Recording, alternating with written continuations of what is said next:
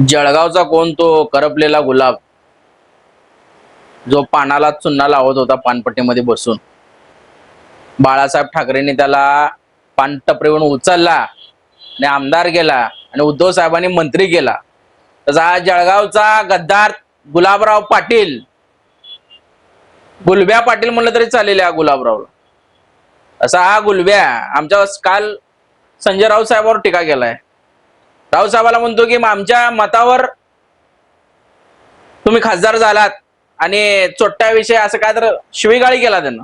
अरे गुलाबराव पाटील, तुझी लायकी आहे का माननीय संजय राऊत साहेबांना बोलायची?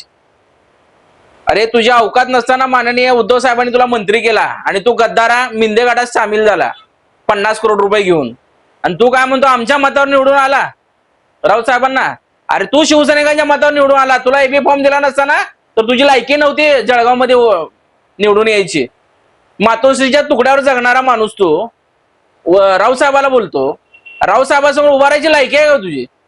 गुलाबराव पाटील, याच्या पुढे जर आमच्या संजय राऊत साहेबांना काय बोलला तर गाठ या अतुल भवर्षे लक्षात ठेव.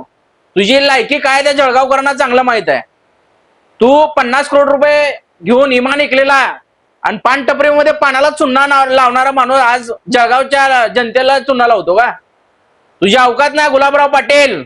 याच्या पुढे जर राऊत साहेब बोला ना अतुल भवर्षे गाठ लक्षात ठेव. लोकसबूत मराठी न्यूजच्या बातम्या पाहण्यासाठी चॅनलला सबस्क्राईब करा व बेल आयकॉन प्रेस करा.